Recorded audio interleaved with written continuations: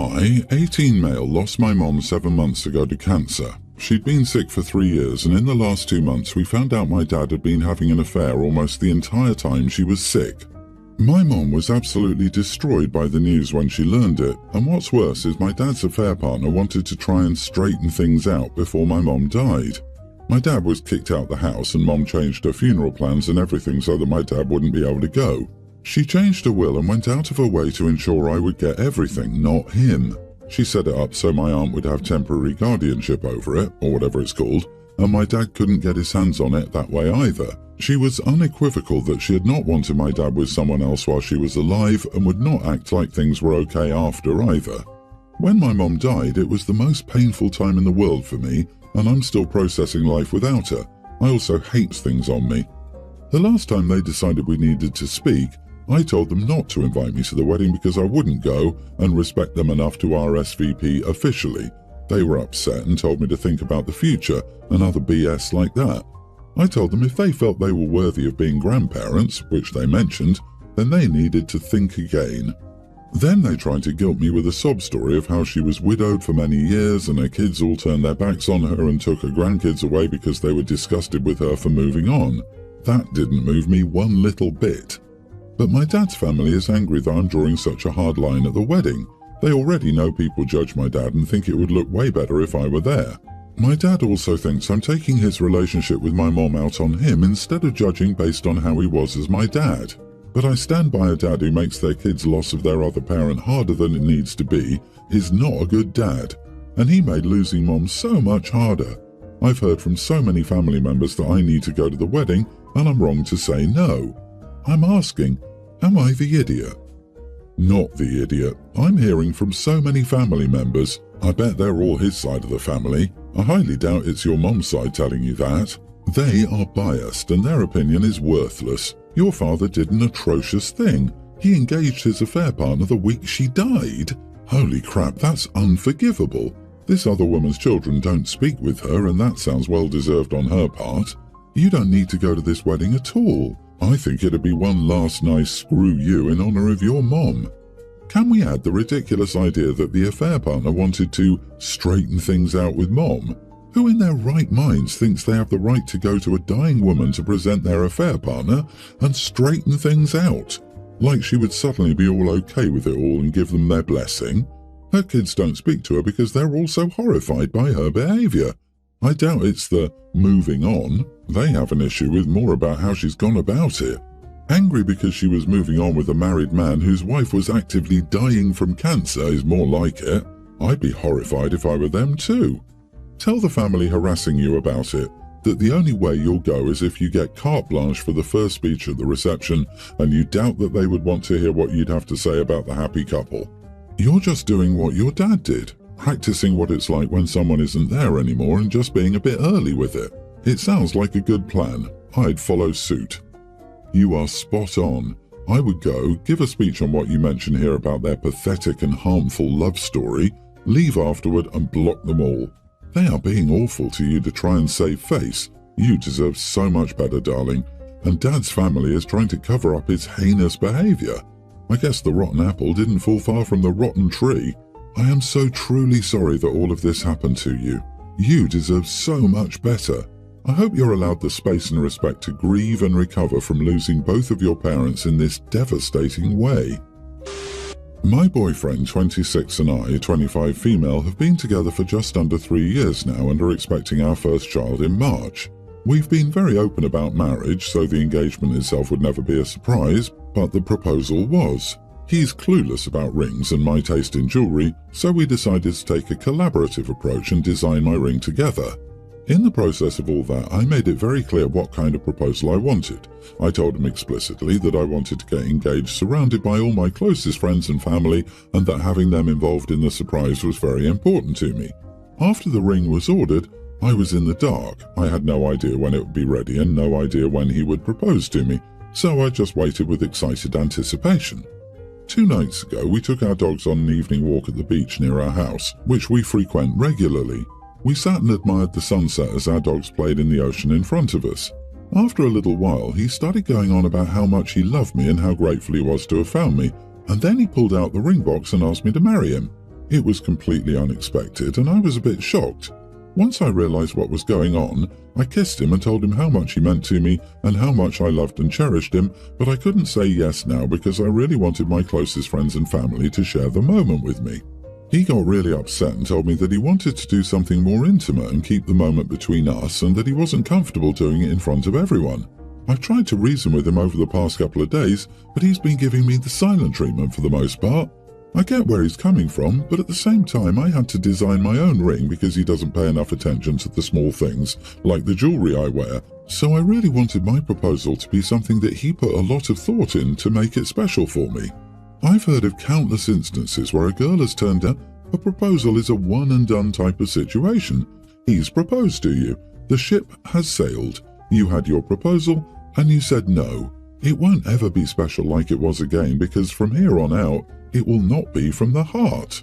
The proposal isn't just about you and your wants, it's also about him. He doesn't want to do a public display. He shouldn't have to simply because you envisioned a TikTok moment. He wished to protect the moment between you both. Privacy, intimate. Personally, I wouldn't be surprised if he doesn't bother again. You've shown how little you care about his preferences. Exactly, it all reads as what she wants, not what he wants. I can't imagine how bad the wedding planning would be. It reeks of main character syndrome. Yes, your friends and family would be happy for you, but I can't imagine caring so much that I'd be included in the proposal. My 27 male and wife, 27, have been together for 4.5 years and married for 2.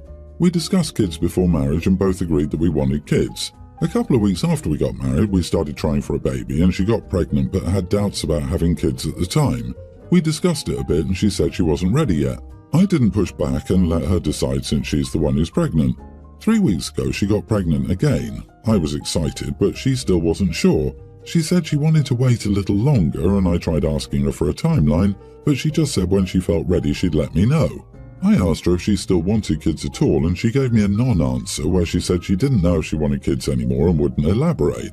I didn't want to pressure her to do anything, but I told her that I wanted to have kids and that I needed to rethink our relationship if this was the route she wanted to take. She got the procedure done and I started the divorce proceedings a few weeks later. Some of our mutuals are saying I was wrong to separate because of this, and she's called me a few times sobbing. I want to be with her, but having kids and starting a family is really important to me, and it feels like she's been too unsure and unclear about what she wants, and has been stringing me along in the process. Am I the idiot for divorcing my wife? Yeah, definitely not the idiot. This relationship isn't going to work out. You both want different things. Just end it and move on. Then find someone that actually does want what you want. Her not wanting kids is okay, but what's not okay is her stringing you along with non-answers and crappy communication just to keep you with her. Are you not allowed to feel betrayed that you entered a marriage assuming you shared common goals only to find out she lied? Exactly, she got pregnant twice since you've been married but ended it both times because she didn't feel ready, even though you were actively trying both times. If you aren't on the same page when starting a family, I see no point in continuing the relationship. I question the mindset of a woman who actively tries to get pregnant and then changes her mind twice. I think it's not good to have kids with someone like that. This isn't normal behavior. Dude, you're doing the right thing. End it. Find someone who wants the same things as you. I did, and I don't regret divorcing him at all. I'm so much happier with a partner who is honest about their life plan. My husband, 30, has severe abandonment trauma caused by Mommy Dearest. She dropped him off on his dad's doorstep when he was 5. He'd only met his dad a handful of times and took off for a year. During that year, his dad dropped him off on DHHS's doorstep and he ended up in foster care. When his mom finally did fight for him back, 7 months later, she regained custody just to give guardianship to her oldest daughter, 24 at the time. She's nasty and manipulative, just like mother-in-law, and then was in and out of my husband's life until he was maybe 19, when her presence became more permanent. I met him when he was 22 and still living with his sister. I've always hated his mom for what she did to him, but it was set in stone after I lost our child. He and I had been together maybe 5 months. She came to our house unannounced to check on her son as I was bleeding out and said to him, "It's for the best, honey." She didn't say 2 words to me. She just told him it was best that our baby was gone. For the past 8 years, she's always shot him down. He wanted to move out of state and she convinced him not to. Every time he wants to take a certain career path, she convinces him not to. Instead, she tries convincing him to work with her at a rehab facility making pennies on the dollar. If he wants to sell one of his vehicles, she convinces him to just give it to her instead. And now that we have a daughter, stuff is just getting worse. For whatever reason, she decided to tell us at our baby shower that she was indifferent about me being pregnant. And then, when I was giving birth, she literally showed up and waltzed right into the labour and delivery room and clung to my husband. She told all the nurses she came to support her baby. I just came here to hold my baby up. Not once did she ask how I was or if I needed anything. I told her to get the heck out. Surprisingly, my husband screamed at her to get out after she didn't listen to me. It's a big brownie points moment for him. I was so damn proud. But anyway, since our daughter is now a few months old, he's been talking about starting his own business. His mom showed up here yesterday and he was talking to her about it. She told him he should leave the state and start working, secure a place down there and send for us. Now keep in mind, as I said above, she literally convinced him not to leave the state years ago, so this is a messed up way for her to get him away from me and the baby. And he's truly so dense that he doesn't see it because she's never openly told anyone that she doesn't like me. She's never crap-talked me. It's always so sugar-coated that it's nearly impossible to pick up on it, unless you're looking for it. But anyway, I said, my husband is not leaving me and the baby to go secure anything out of state. She said something like, it would be best for everyone, there's more opportunities. So I snapped and said, oh, so you want him to abandon us like you abandoned him? Sure, babe, go ahead and leave for a year. Maybe I'll drop the baby off on DHHS's doorstep too and make the situation more comfortable for your mom. Time to cut the damn umbilical cord and be done with this woman, or you can be done with me. My mother-in-law turned and slammed out of the house, called my husband and said, make a choice right now, me or her. If that toxic witch stays, you will never see me again. Now my husband won't talk to either of us because we are acting like children, but he told me that what I said was damn wrong, and apparently me just trying to make him look like an idiot for having abandonment issues. Edit, she's only held my daughter once, for maybe 3 minutes. She took her from my husband's arms, held her briefly, and then stuck her in the swing, saying, if you hold her all the time, then she'll get used to it and never want to be put down. I think my daughter was 4 days old.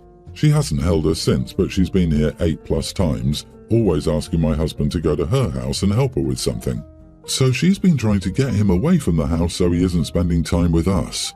And I'm going to be transparent here and say that I 100% meant to say what I said to her, knowing it could lead to a trauma response. Here's the thing. I've tried getting him to go to therapy. He booked an appointment, but Mommy convinced him not to go. After all, he doesn't need it, and I'm seeing a problem where there is none, and he could be doing something he enjoys instead. When my mother-in-law told him that he should skip state and leave me and the baby behind, he nodded and said, right, and agreed that it was a good idea. He was considering it. So I purposely pulled at those trauma strings to make him see how screwed up this was and how similar the situation was to what his mother did to him. She ditched the state, leaving her kid behind. She abandoned him. She made everyone believe that she was doing it for everyone's benefit, the same way she's trying to convince him it would benefit us. So did I do that on purpose? Yes. Was it screwed up? Also yes. But he needed to see it for what it was, and so far he hasn't. Maybe now he will. Oh dear, not the idiot. Your mother-in-law is a narcissist. She doesn't see her own son as anything but a source of supply and is scared that his starting a family with you will take him away from her. She's love-bombed and manipulated him into gifting her cars, not moving away from her, and not to mention she's been impairing him professionally by discouraging him from new career paths. This woman has been sabotaging him for 8 years, and now she wants to separate him from his new family so he doesn't see the bigger picture and what she's up to. Not to mention, she tries to cover up her abusive ways by showing up in important moments like your miscarriage, your birth, and your baby shower. Still, she can't keep up her facade and ends up telling him things like, it's for the best that she lost the baby, her pregnancy was of no importance to me, etc. Because I'm also assuming that she avoids talking directly to you since she's too busy buttering up her son. He's a victim of narcissistic abuse and he doesn't even realize it. But he's lucky to have your level-headed, rational self as his wife. The poor man is happy to have his mom in his life, but he doesn't realize he'd be much better off without her. I'd be willing to bet that if mother-in-law wins by breaking up OP's marriage, she'll drop her son like a hot potato. Again. Did you cross the line with what you said? Maybe, but you were pushed. He still isn't making a decision and is still playing Switzerland by not speaking to either of you. That is not making a choice. I'm sorry to say this, girl. She'll stick around until she's bled him dry, and when he's broken and useless, well, there's a granddaughter that'll probably be a pretty good age to target.